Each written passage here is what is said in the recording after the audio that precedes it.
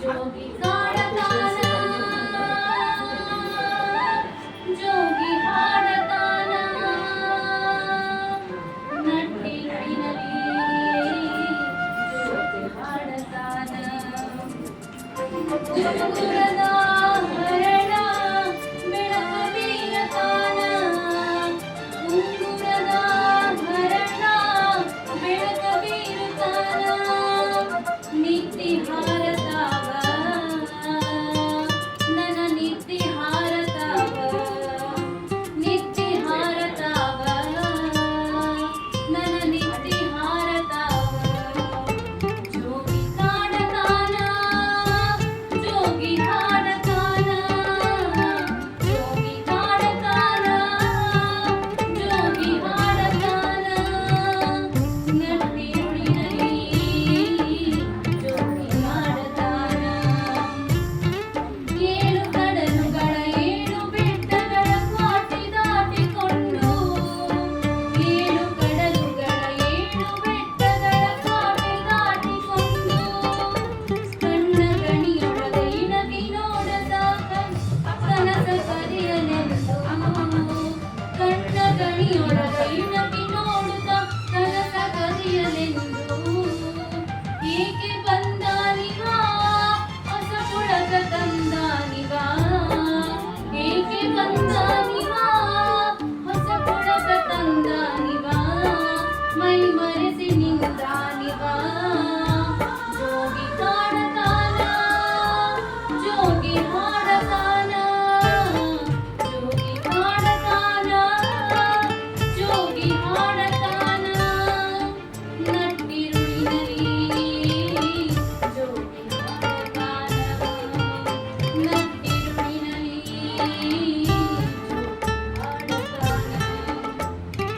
ಎತ್ತರೆತ್ತರದ ನೀಲಿ ಬಾನಿನಲ್ಲಿ ಮಾಡಲೆನ್ನ ಚಿತ್ರ ಎತ್ತರೆತ್ತರದ ನೀಲಿ ಬಾನಿನಲ್ಲಿ ಮೂಡಲೆನ್ನ ಚಿತ್ರ ಸದಸ್ಯರಿಗೆ ಅಂತಾರಾಷ್ಟ್ರೀಯ ಮಹಿಳಾ ದಿನಾಚರಣೆಯ ಶುಭಾಶಯಗಳು. ಎಲ್ಲರೂ ಫ್ರೀಯಾಗಿ ಬಂದೇವಿ, ಹೊರಗೆಲ್ಲ ಮನೆಯೊಳಗೆಲ್ಲ ಮರೆತು ನಿಂತೇವಿ. ಯಾಕಂದ್ರೆ ಇದು ಅಂತಾರಾಷ್ಟ್ರೀಯ ಮಹಿಳಾ ದಿನಾಚರಣೆ ಆಚರಣೆ ಮಾಡಿದಟ್ಟಿಗೆ ಹೋದ್ರೆ ಗಂಡಸರು ಏನು ಅನ್ನಂಗಿಲ್ಲ. ಅವ್ರು ಗಂಡಸರು ಎಲ್ಲಾರು ಹೇಳೋದು ಇದು ಮಾಡೋದು ಮನಸ್ಥಿತಿ ಇತ್ತು. ಈಗಾದ್ರೂ ರಾತ್ರಿ ಅದಕ್ಕೆ ಮತ್ತೆ ಚಾಲನೆ ಮಾಡಬೇಕು ಅಂತ ಕಾಳಜಿ ಮಾಡ್ಲಿಕ್ಕೆ ಮತ್ತೆ ಗಂಡಸರು ಇರಬೇಕು.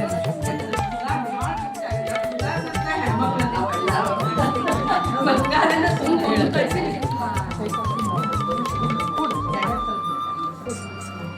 ಅಷ್ಟೇ. ಆಮೇಲೆ ಈಗ ಎಲ್ಲಾರಿಗೂ ನಮ್ಗೆಲ್ಲ 60 ವರ್ಷ ಆಗಿದೆ. 60 ವರ್ಷದ ನಾವು ಹೆಣ್ಮಕ್ಳು ಹೆಂಗಿರ್ತೀವಿ ಅನ್ನೋದ್ರ ಬಗ್ಗೆ ಎರಡು ನಾನು ಹೇಳ್ತೀನಿ.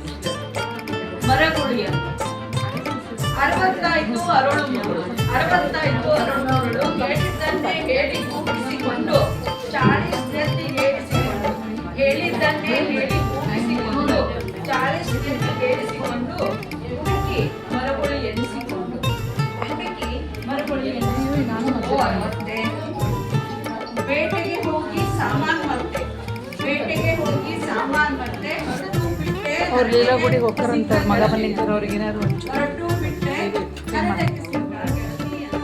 ರೋಗರು ದಿನ ಸಾಲಾಗಿ ಬಂದೆ ರೋಗರು ದಿನ ಸಾಲಾಗಿ ಬಂದೆ ಹುಡುಗಿ ನುಂಗಿದೆ ಕಂತೆ ಕಂತೆ ಹುಡುಗಿ ನುಂಗಿದೆ ಕಂತೆ ಕಂತೆ ಓ 60 ಅಡ್ಡಾದಿಟ್ಟಿ ಮಾತಿನಾಗ ಸುದ್ದಿ ಹೋತು ಅಡ್ಡಾದಿಟ್ಟಿ ಮಾತಿನಾಗ ಸುದ್ದಿ ಹೋತು ಹಲ್ಲು ಉಜ್ಜಲು ಮುಖದ ಕ್ರೀಮ್ಸಿ ಹಲ್ಲು ಉಜ್ಜಲು ಮುಖದ ಕ್ರೀಮ್ಸಿ ಮಾರಿ ಹಚ್ಚಲು ಸೋಪು ಕಾಣ ಮಾರಿ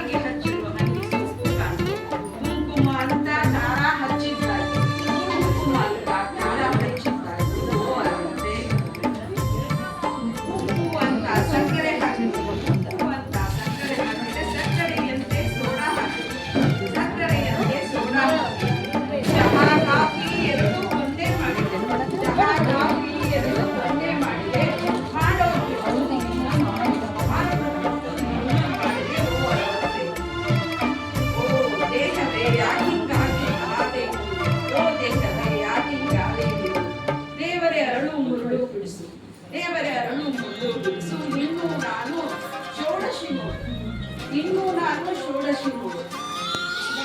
ಮಂಡ್ಯಾಳ ಮರವಿನ ಬ್ಯಾನಿ ಬಿಡಿಸು, ಮಂಡ್ಯಾಳ ಮರವಿನ ಬ್ಯಾನಿ ಬಿಡಿಸು. ಓ ಅವರಂತೆ ನಾವೆಲ್ಲ 60 ನೀವು ಕೇಳಿದ್ವಿ. ಮತ್ತೆ 60 ಬ್ರಹ್ಮನಿಗೆ ಸರಸ್ವತಿಯಾಗಿ, ಹರಿಗೆ ಸಿರಿಯಾಗಿ, ಹರನಿಗೆ ಗಿರಿಜೆಯಾಗಿ ಮೂರ್ತಗೊಂಡ ಶಕ್ತಿಯವಳು. ಪ್ರೇಮ, ವಾತ್ಸಲ್ಯ, ತಾಳ್ಮೆಯಂತಹ ಸದ್ಗುಣಗಳ ಸಾಕಾರ ಮೂರ್ತಿಯಾದ ಹೆಣ್ಣು ಕೆರಳಿದರೆ ಕಾಳಿಯೂ ಆಗಬಲ್ಲಳು. ತಾಯಿಯಾಗಿ, ಸತಿಯಾಗಿ, ಸುತೆ ಸೋದರಿಯಾಗಿ ಎಲ್ಲ ಜವಾಬ್ದಾರಿಗಳನ್ನು ನಿಭಾಯಿಸುವ ಸ್ತ್ರೀ ಎಂಬ ಅದಮ್ಯ ಚೈತನ್ಯ ಶಕ್ತಿಗೆ ಈ ಹಾಡು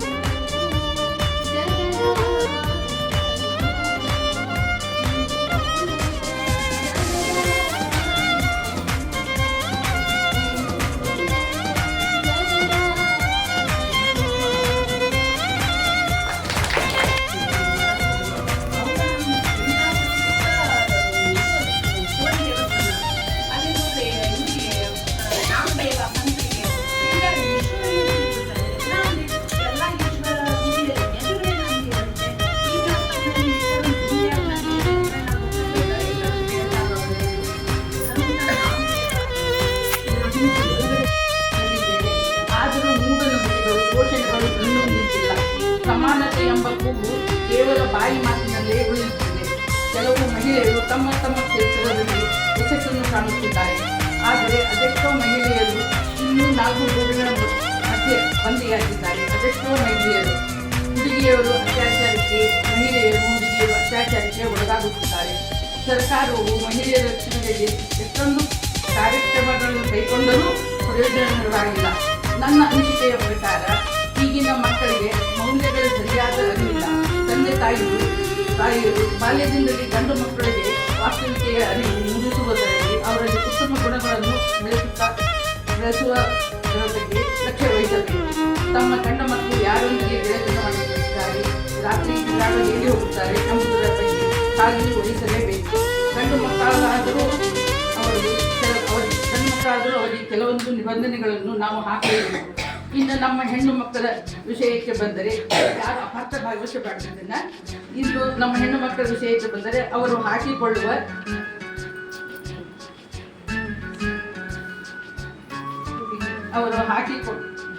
ನಮ್ಮ ಹೆಣ್ಣು ಮಕ್ಕಳ ವಿಷಯಕ್ಕೆ ಬಂದರೆ ಅವರು ಹಾಕಿಕೊಳ್ಳುವ ಬಟ್ಟೆಗಳ ಬಗ್ಗೆ ತಂದೆ ತಾಯಿಯರು ಸ್ವಲ್ಪ ಜಾಗೃತರಾಗಲೇಬೇಕು. ಅವರು ಹಾಕುವ ತುಂಡು ಬಟ್ಟೆಗಳು ಕೂಡ ಗಂಡು ಮಕ್ಕಳನ್ನು ಕೆಟ್ಟ ಕೆಲಸ ಮಾಡಲು ಪ್ರೇರಣೆ ನೀಡುತ್ತದೆ.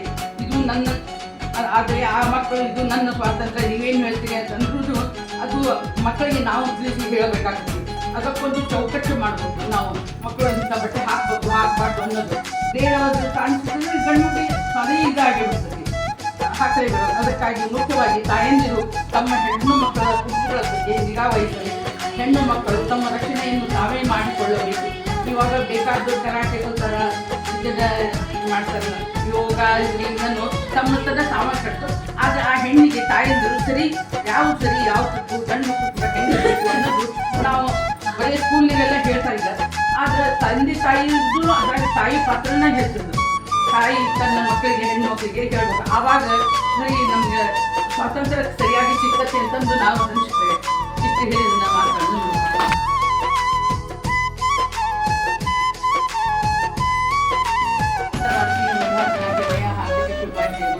ನಮ್ಮ ಕಡೆ ಹೋಗ್ಬಿಟ್ಟು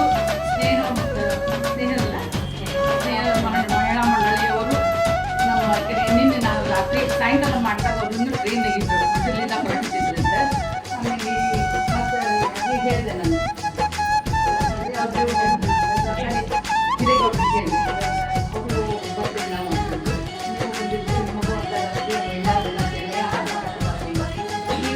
ಇಬ್ಬರು ಅತಿಥಿಗಳನ್ನು ತಂದು ಭಾಷಣ ಮಾಡ್ತೀವಿ. ನಾವು ಅಷ್ಟಂತೂ ಭಾಷಣ ಮಾಡೋಕ್ಕಂತೇಳಿ ಬರೋದೇ ಇಲ್ಲ, ಎರಡೇ ಸಲ ನಾವು ಮಾಡೋದಿಲ್ಲ. ನೀವು ನಮ್ಮ ಸಮಾಜದ ಬಗ್ಗೆ ಕುರಿತು ಸವಿಸ್ತಾರವಾಗಿ ಹೇಳಿದ್ವಿ. ನನಗೆ ಇಷ್ಟ ಹೇಳಾಗ್ತದ್ದು ನಿಮ್ಮ ಬಗ್ಗೆ. ಈ ಆಶಾ ಅಂತೂ ನಮ್ಮೂರ ಹೆಮ್ಮೆ ಮಗಳಂದ್ರೂ ತಪ್ಪಾಗಕ್ಕಿಲ್ಲ. ನಮ್ಗೆ ನಿಮಗೆ ಇವತ್ತು ಬೇರೆ ಒಂದು ಕಾರ್ಯಕ್ರಮ ವಹಿಸ್ಕೊಂಡಿದ್ರಿಂದ ಅದನ್ನು ಬಿಟ್ಟು ಮಾತನಾಡ್ಕೊಂಡು ಮಾಡಿದೆ. ಬೇಕಾಗಿ ಮಾಡಿದ್ರೆ ಕೊಟ್ಟಿದ್ದು ನಾನು ಒಮ್ಮೆ ಮಾಡಿದೆ. ಆಯ್ತು ರೀ ಅಂತ ಜೊತೆಗೆ ನಾನು ಒಂದು ಬೇರೆ ಗೊತ್ತಾರ ಆದರೂ ನನ್ನ ಗೌರ್ಮೆಂಟ್ ಕರೆಕ್ಟ್ರಿ ಅಂದ್ಬಿಟ್ಟು ನಾನು ಬಂದೇನೆ ಎಂದು ಅದಕ್ಕೂ ಸಹ ನಾನು ಆಮೇಲೆ ಅವಳು ಇನ್ನೊಂದು ಆಗಲೇ ಬಂದು ಹೇಳಿದ್ರು, ಈ ಆಶಾ ನನ್ನ ಮಗ ನಾಗರಾಜನ ಕ್ಲಾಸ್ಮೇಟ್ ಅಂತ ಆಗಲೇ ಹೇಳಿದ್ದು. ಈಗ ಅವ ಇಷ್ಟೇ ರೀ ನಿಮ್ಮ ನಾಗರಾಜ ನಾನು ಕ್ಲಾಸ್ಮೇಟ್ ಅಂತ ಹೇಳಿದ್ದು. ಅದು ಒಂದು ಥರ ನಮ್ದು ಹೆಮ್ಮೆನ.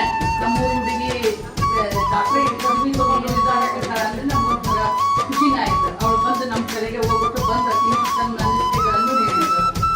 ಮತ್ತು ಹೆಣ್ಣು ಎಲ್ಲ ರಂಗದಲ್ಲಿಯೂ ಎಲ್ಲರೂ ಹೇಳಿದ್ರು. ಈಗ ತಾಯಿಯಾಗಿ, ಹೆಂಡತಿಯಾಗಿ, ಸೊಸೆಯಾಗಿ, ಅಜ್ಜಿಯಾಗಿ ಎಲ್ಲ ಪಾತ್ರನೂ ನಿರ್ವಹಿಸಿದ್ರು. ಅದು ಆದರೆ ಹೆಣ್ಣು ಒಂದೇ ಆಗುದಿಲ್ಲ. ಹೆಣ್ಣು ಗಟ್ಟಿಗಿದ್ದಿ ಖರೆ ಎಲ್ಲ ಗಂಡ ಇಲ್ಲ ಅಂದ್ರೂ ಮಲ್ಕೊಂಡು ನಡೆಸ್ಕೊಂಡು ಹೋಗ್ತಾರೆ. ಆದರೆ ಒಂದು ಹೆಣ್ಣಿಗೆ ಒಂದು ಗಂಡು ಬೇಕೇ ಬೇಕು. ನನ್ನ ಅನಿಸಿಕೆ ಮಾಡ್ತಿದ್ದು ಒಬ್ಬರು ಬರೀ ಹೆಣ್ಮಕ್ಳಿಂದ ನಡೀತೈತಿ ಜಗತ್ತು ಅನ್ನಂಗಿಲ್ಲ. ಒಂದು ಹೆಣ್ಣಿಗೆ ಒಂದು ಗಂಡು ಬೇಕೇ ಬೇಕು. ಅವ ಗಟ್ಟಿಗೆ ತಿರಾಕಿಲ್ಲ, ಆದರೆ ನಡೆಸ್ಕೊಂಡು ಹೋಗೋದು ಚಾಲ್ತಿ ಇರ್ತದೆ. ಹೆಣ್ಣು ಎಲ್ಲದರಲ್ಲೂ ಮಾಡಿದ್ರು. ರಂಗದಲ್ಲಿಯೂ ಅವ ಹೆಣ್ಣಿಗೆ ಸರಿ ಸಮನಾಗಿ ದುಡಿತಿದ್ದಾನೆ. ಆದರೆ ಹೆಣ್ಣು ತನ್ನ ಕಷ್ಟ ಸುಖ ಅಳುವಿನ ಮುಖಾಂತರವಾಗಿ ಇದು ಮಾಡ್ಕೋತಾರೆ. ಆದರೆ ಗಂಟು ಹಾಗೆ ಮಾಡೋದಿಲ್ಲ. ಸುಮ್ಮನೆ ಇದ್ದರೆ ತನ್ನ ಎಲ್ಲ ಇದನ್ನು ನೋವು ನಲಿಗಳನ್ನು ಇದು ಮಾಡ್ತಾರೆ. ತಾಯಿ ಮಕ್ಕಳು ಹೆಣ್ಣು ಮಕ್ಕಳಿಗೆ ತಂದೆ ಅಂದ್ರೆ ಅತಿ ಭಾಳ ಇದು ನಮ್ಮ ಅನಿಸಿಕೆ. ಆದರೆ ಇವತ್ತಿನ ಸಂದರ್ಭದಲ್ಲಿ ಹೆಣ್ಣು ಗಂಡು ಎರಡೂ ಕೂಡ ಸರಿ ಸಮಾನವಾಗಿ ನಮ್ಮ ಸಂಸಾರವನ್ನು ನುಡಿಸಿಕೊಂಡು ಹೋಗಬೇಕು. ಆಮೇಲೆ ನಾ ಇನ್ನೊಂದು ಜಾಸ್ತಿ ಟೈಮ್ ಆಗೈತಿ 2 ಗಂಟೆ ಆಗಿರೋದು ಅದನ್ನು ಭಾಳ ತರ್ಕ ತಗೊಳ್ಳೋದಿಲ್ಲ. ಇನ್ನೊಂದು ನನ್ನ ಅನಿಸಿಕೆ ಹೇಳ್ತೇನೆ ನಾನು.